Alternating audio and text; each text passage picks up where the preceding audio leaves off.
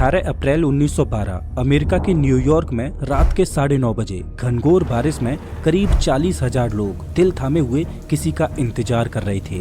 ये वो काली रात थी जब न्यूयॉर्क में दर्द का सैलाब आने वाला था। 3 दिन से ये लोग टकटकी लगाए एक जहाज का इंतजार कर रहे हैं जिसका नाम है कारपेथिया। कारपेथिया जहाज अपने साथ एक ऐसी दर्दनाक कहानी लेकर लौटा था जिसको सुनकर आज भी लोगों के दिल दहल जाते हैं। एक ऐसा जहाज जो कभी नहीं डूब सकता था, आरएमएस टाइटैनिक, जिसने सैकड़ों लोगों की जिंदगियां समुद्र के हवाले कर दी। और कारपेथिया जहाज पर मौजूद हैं वो चुनिंदा लोग जिन्होंने टाइटैनिक के रौद्र रूप को अपनी आंखों से देखा था।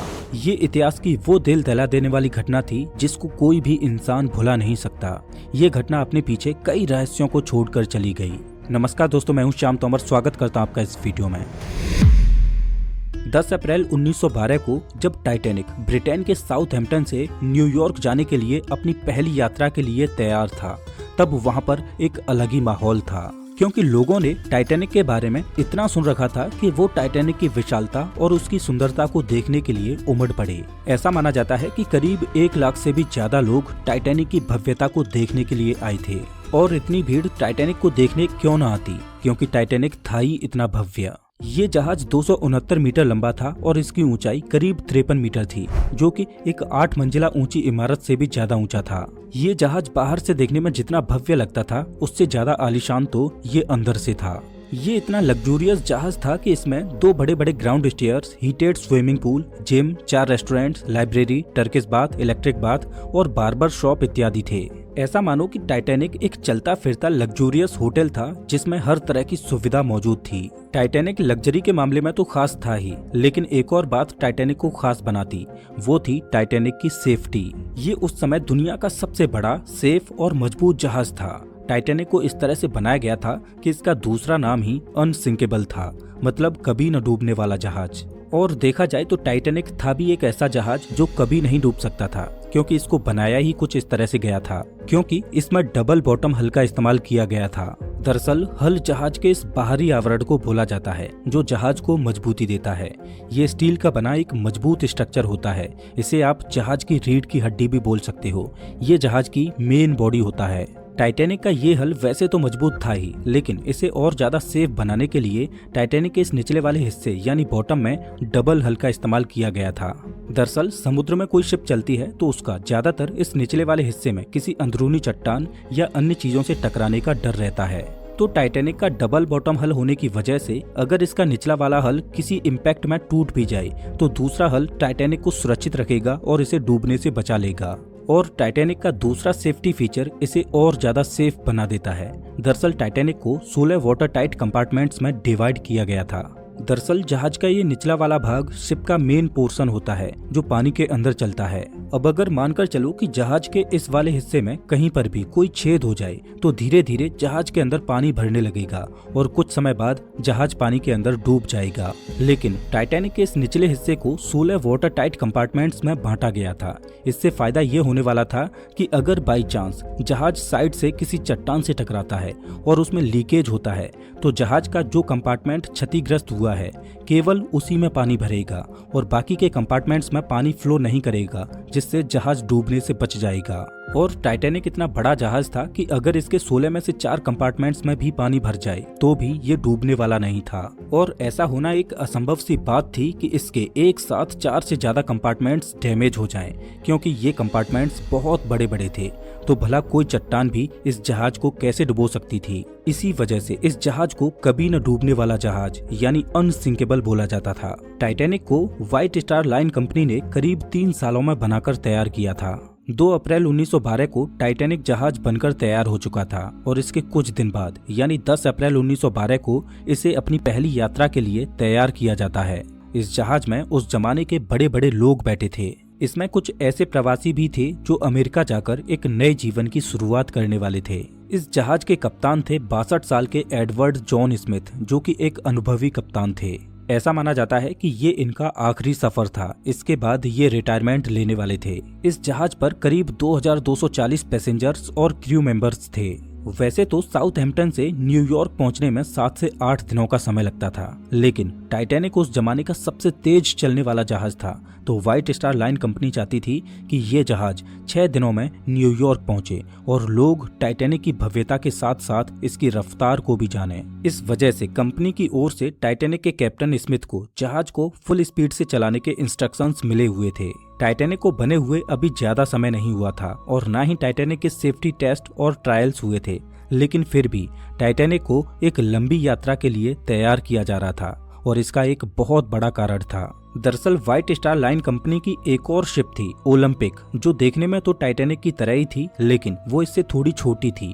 इस वजह से ओलंपिक शिप को टाइटैनिक की बहन बोला जाता था। मार्च 1912 को ओलंपिक शिप में खराबी आ गई थी। इस वजह से ओलंपिक इमरजेंसी में बंदरगाह पर रिपेयर होने के लिए आई। अब ये शिप इतनी बड़ी होती हैं कि इनको रिपेयर होने में कई महीनों का समय लग जाता है, तो इस वजह से व्हाइट स्टार लाइन कंपनी का बिजनेस इन महीनों में बंद पड़ जाता। तो कंपनी ने अपने बिजनेस को जारी रखने के लिए अगले ही महीने यानी अप्रैल में अपनी नई शिप टाइटैनिक को लॉन्च करने का फैसला किया। अब क्योंकि ये टाइटैनिक की पहली यात्रा थी, जिस वजह से टाइटैनिक के क्रू में कुछ अनुभवी लोगों का होना भी जरूरी था। इस वजह से टाइटैनिक के कुछ क्रू मेंबर्स को हटाकर ओलंपिक के कुछ क्रू मेंबर्स को टाइटैनिक के क्रू में शामिल किया गया। टाइटैनिक का एक ऑफिसर था डेविड ब्लेयर, इसको हटाकर इसकी जगह पर ओलंपिक के एक ऑफिसर को इसकी जगह पर ड्यूटी पर नियुक्त किया गया। तो डेविड ब्लेयर जब शिप को छोड़कर अपने घर जा रहा था तो वो गलती से अपने लॉकर की चाबी को भी अपने साथ ले आया और दुर्भाग्य से टाइटैनिक पर मौजूद इकलौता दूरबीन भी उसी लॉकर में बंद था। डेविड ब्लेयर के द्वारा की गई ये छोटी सी गलती आगे चलकर टाइटैनिक को डुबो देती है। आखिर वो घड़ी आ ही गई जब 10 अप्रैल 1912 को टाइटैनिक अपने पहले ऐतिहासिक सफर पर रवाना होता है। कैप्टन स्मिथ भली भांति जानते थे कि साल के इन महीनों में समुद्र में बहुत ज्यादा आइसबर्ग मिलते हैं।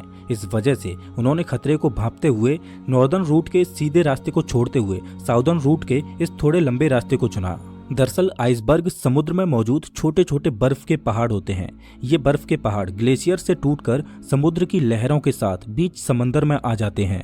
आप इस मैप को देखिए, इसमें ग्रीनलैंड से बर्फ के ये छोटे छोटे पहाड़ टूटकर इस रास्ते के द्वारा अटलांटिक ओशियन में पहुंचते हैं। तो ये वाला जो रीजन है, इसमें अप्रैल के महीने में बहुत ज्यादा आइसबर्ग टूटकर आते हैं। लेकिन अच्छी बात यह है कि इन आइसबर्ग को अटलांटिक ओशियन में पहुंचते पहुंचते करीब 2 साल लग जाते हैं और अटलांटिक ओशियन तक पहुंचते पहुंचते वो आइसबर्ग पिघलकर समुद्र के पानी में विलीन हो जाते हैं। जो आइसबर्ग बहुत ज्यादा बड़ा होता है वही अटलांटिक ओशियन के बीच में आ पाता है। तो कैप्टन स्मिथ ने आइसबर्ग के खतरे को टालने के लिए इस रास्ते के बजाय इससे थोड़े दूर के रास्ते को चुना, जहां पर आइसबर्ग मिलने के चांसेस बहुत कम हों। ये वो समय था जब जहाज में आइसबर्ग इत्यादि को देखने के लिए ज्यादा कोई खास टेक्नोलॉजी नहीं होती थी। इस वजह से जहाज के सामने थोड़ी ऊंचाई पर यहाँ पर एक क्रोज नेस्ट होता है। इसे लुकआउट पॉइंट भी बोला जाता है। इस क्रोज नेस्ट में हमेशा 1 से 2 लोग दूरबीन लेकर बैठे रहते हैं, जो दूर तक सामने देखते रहते हैं कि जहाज के सामने कोई अड़चन तो नहीं है जिससे जहाज टकरा जाए। और जब ये जहाज पानी में चलते तो ये सभी जहाज वायरलेस रेडियो के जरिए एक दूसरे को संदेश भेजते रहते कि कौन सी जगह पर क्या अड़चन है। जब टाइटैनिक आधे रास्ते पर पहुंच चुका था तब इसको कोरोनिया शिप से आइसबर्ग होने की पहली चेतावनी मिलती है। ये आइसबर्ग अभी टाइटैनिक से 1 दिन की दूरी पर था। टाइटैनिक पर सीनियर ऑफिसर जैक फिलिप्स इस वायरलेस रेडियो सिस्टम को ऑपरेट कर रहे थे और दूसरे जहाजों के साथ संपर्क में बने हुए थे। 14 अप्रैल को दोपहर में टाइटैनिक को आइसबर्ग के होने की दूसरी चेतावनी मिलती है।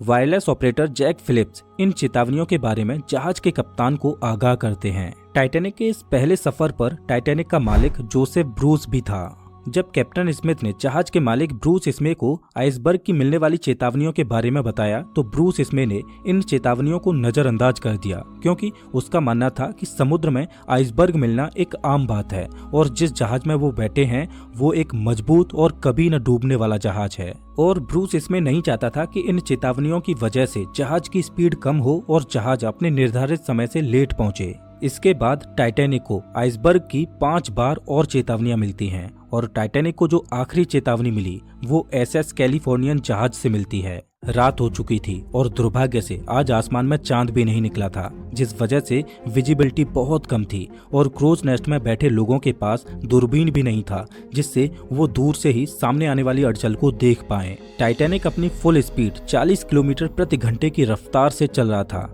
और आइसबर्ग से टाइटैनिक अभी 2 घंटे की दूरी पर था।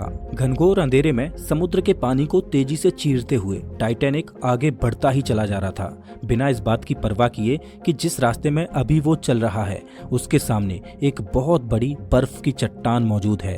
रात के 11:30 बज चुके थे और अब टाइटैनिक आइसबर्ग से महज 6 किलोमीटर दूर था और जिस रफ्तार से टाइटैनिक चल रहा था उस रफ्तार से ये अगले 10 मिनटों में आइसबर्ग के पास पहुंचने वाला था।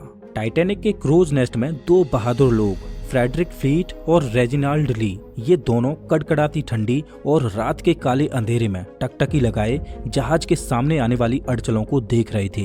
इन दोनों के लिए परेशानी ये थी कि जहां पर ये बैठे थे उन्हें वहां पर ठंडी हवा का सामना करना पड़ रहा था, जिस वजह से इनकी आंखों से आंसू निकल आते। इनके पास कोई दूरबीन भी नहीं था, जिस वजह से ये ज्यादा दूर की चीजों को देख भी नहीं पा रहे थे। कम रोशनी में आंखों से ज्यादा दूर मौजूद चीजों को देख पाना संभव नहीं था। रात के 11:39 पर क्रोज नेस्ट में बैठे फ्रेडरिक फ्लीट को दिखाई देता है कि सामने एक आइसबर्ग है। उसने बिना देर किए जल्दी से 3 बार घंटी को बजाया और तुरंत ब्रिज पर मौजूद ऑफिसर्स को फोन करता है और बताता है कि सामने आइसबर्ग है, जल्दी से जहाज को लेफ्ट साइड में मोड़ो। ब्रिज पर मौजूद फर्स्ट ऑफिसर विलियम ने जैसे ही इस चेतावनी को सुना, उसने तुरंत एक्शन लेते हुए जहाज को रोकने के लिए फुल स्पीड में रिवर्स में इंजन को चालू कर दिया और जहाज को तेजी से लेफ्ट साइड में मोड़ने लगा। लेकिन अब बहुत देर हो चुकी थी। जहाज की रफ्तार इतनी ज्यादा थी कि इतने कम समय में रिवर्स इंजन चालू करने के बाद भी इसे रोका नहीं जा सकता था और जहाज इतना बड़ा था कि कम डिस्टेंस में एकदम इसको मोड़ा नहीं जा सकता था। काफी हद तक टाइटैनिक के रास्ते को मोड़ दिया गया, लेकिन फिर भी रात के 11:40 पर टाइटैनिक का आगे का राइट वाला हिस्सा बर्फ की चट्टान से टकरा जाता है। ये टकराव इतनी जोर से हुआ कि जहाज पर मौजूद सभी यात्रियों को इसने हिलाकर रख दिया। दुर्भाग्य से टाइटैनिक का डबल बॉटम हल किसी काम नहीं आया, क्योंकि आइसबर्ग से ये इम्पैक्ट जहाज के साइड में हुआ था जहां पर सिंगल लेयर ही लगी थी। जब कैप्टन स्मिथ ने नुकसान की जांच पड़ताल की और जहाज में हुए नुकसान को देखा तो पता चला कि जहाज के 6 कंपार्टमेंट्स डैमेज हो चुके हैं और उनमें तेजी से पानी भरता जा रहा है। ये देखकर कैप्टन स्मिथ शॉक हो जाते हैं, क्योंकि जहाज केवल 4 कंपार्टमेंट्स के भरने तक ही तैर सकता था, लेकिन 6 कंपार्टमेंट्स में पानी भरने का मतलब था कि जिस जहाज को अभी तक अनसिंकेबल बोला जा रहा था वो अब डूब जाएगा। टकराव को अब तक 20 मिनट गुजर चुके थे और रात के 12 बजे कैप्टन स्मिथ ने क्रू को डिस्ट्रेस सिग्नल भेजने के लिए कहा ताकि आसपास मौजूद कोई जहाज उन्हें बचाने के लिए आ जाए, और वायरलेस ऑपरेटर जैक फिलिप्स लगातार डिस्ट्रेस सिग्नल भेजने में जुट गए। लेकिन दुर्भाग्यवश आसपास कोई भी जहाज ऐसा नहीं था जो टाइटैनिक द्वारा भेजे जा रहे डिस्ट्रेस सिग्नल्स को पकड़ पाए। 6 कंपार्टमेंट्स पानी से भर चुके थे और पानी अब डेक के ऊपर से बहने लगा। कैप्टन स्मिथ लाइफ बोट्स को समंदर में उतारने का आदेश देते हैं और सभी लाइफ बोट्स को बाहर निकाला जाने लगा। दुर्भाग्यवश उस समय टाइटैनिक पर केवल 20 ही लाइफ बोट्स मौजूद थीं और एक लाइफ बोट की क्षमता केवल 65 लोगों की ही थी। 20 लाइफ बोट्स के द्वारा केवल लगभग 1200 लोगों को ही बचाया जा सकता था और जहाज पर 2200 से ज्यादा लोग मौजूद थे। हड़बड़ी में शुरुआत में जो लाइफ बोट्स उतारी जा रही थीं, उनमें केवल 27 से 28 लोगों को ही भेजा जा रहा था और लाइफ बोट्स को केवल आधा ही भरा जा रहा था। प्रोटोकॉल ये था कि औरतों और बच्चों को पहले लाइफ बोट्स में भेजा जाएगा। जहाज पर अभी भी कुछ लोग ऐसे थे जो ये मान रहे थे कि ये जहाज कभी डूब ही नहीं सकता और वो एकदम रिलैक्स थे। इधर जैक फिलिप्स लगातार डिस्ट्रेस सिग्नल्स भेजे जा रहे थे और सौभाग्य से इनका डिस्ट्रेस सिग्नल पास में मौजूद एक जहाज कारपेथिया को मिलता है और 12:30 पर कारपेथिया जहाज से संदेश आता है कि वो टाइटैनिक पर मौजूद लोगों को बचाने आ रहे हैं। लेकिन बदकिस्मती ये थी कि कारपेथिया जहाज अभी भी टाइटैनिक से करीब 107 किलोमीटर दूर था और कारपेथिया अपनी फुल स्पीड पर भी चलता, तब भी कारपेथिया को टाइटैनिक तक पहुंचने में 4 घंटों का समय लगने वाला था। अब सवाल ये है कि क्या 4 घंटों तक टाइटैनिक सरवाइव कर पाएगा? जैसे जैसे टाइटैनिक के आगे के हिस्से में पानी भरता जा रहा था, वैसे वैसे जहाज आगे की ओर झुकता जा रहा था और पानी में धंसता चला जा रहा था। जब टाइटैनिक का टिल्ट बढ़ने लगा तो लोगों में अफरा तफरी मच गई।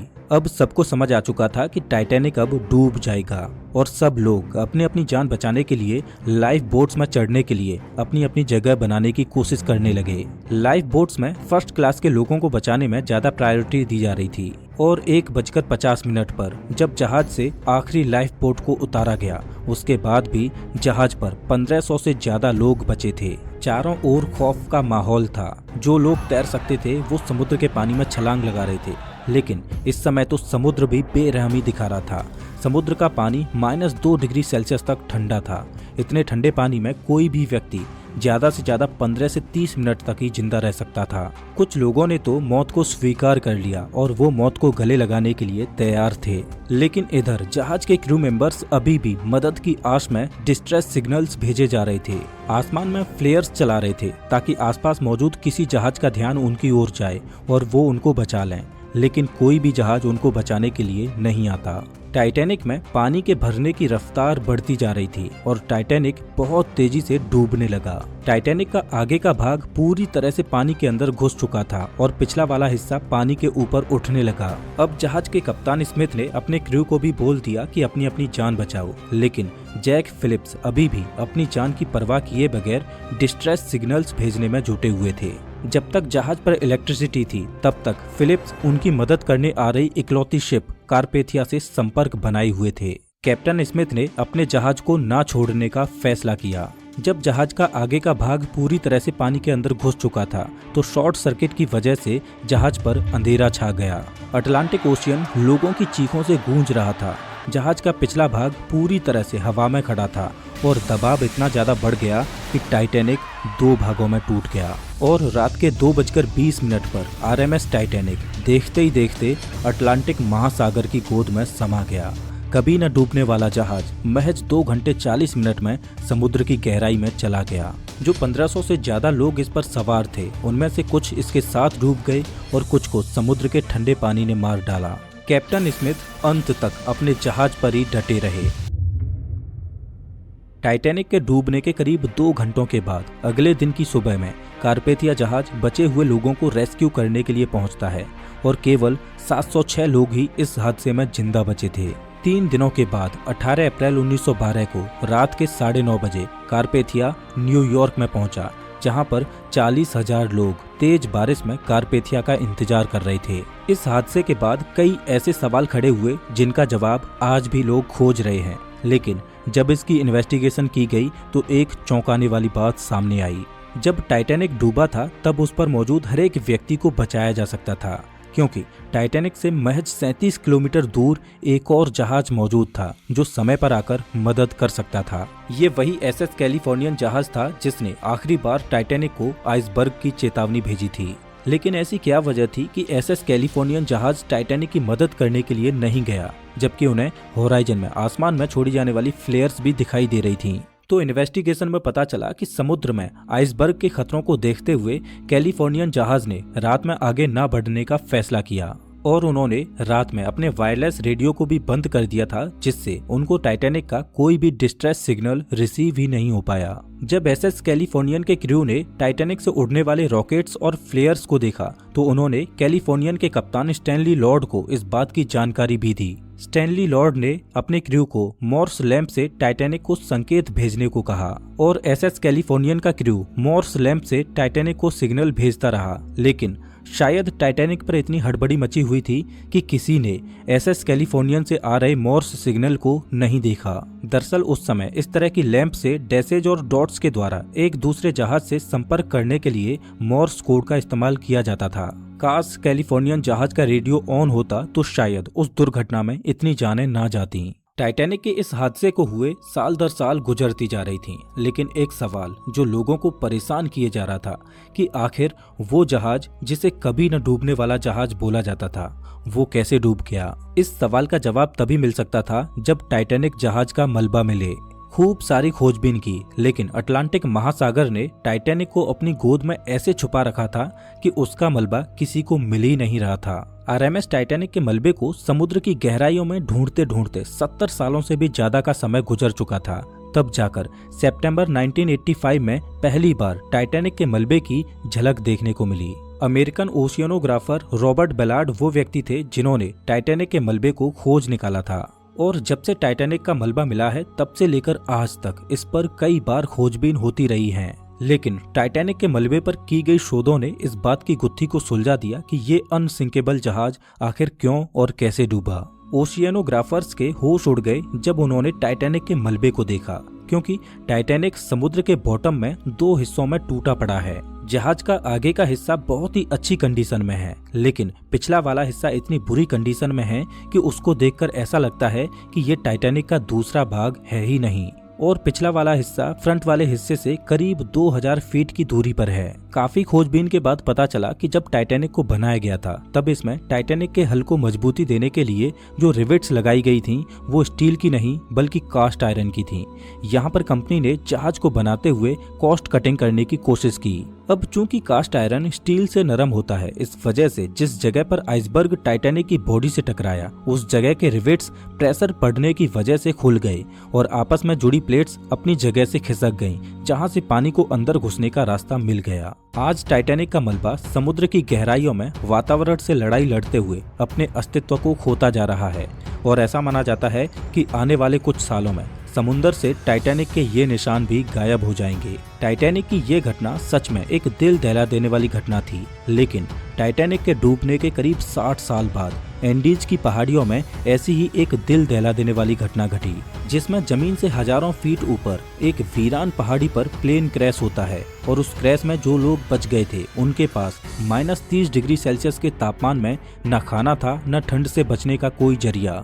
जिंदा रहने के लिए उन्हें अपने ही परिवारजनों की डेड बॉडीज को खाना पड़ा। वास्तव में फ्लाइट 571 की कहानी दिल को दहला देती है। फ्लाइट 571 की कहानी को आप स्क्रीन पर दिख रही इस वीडियो में देख सकते हो। मैं आपको वही मिलता हूँ।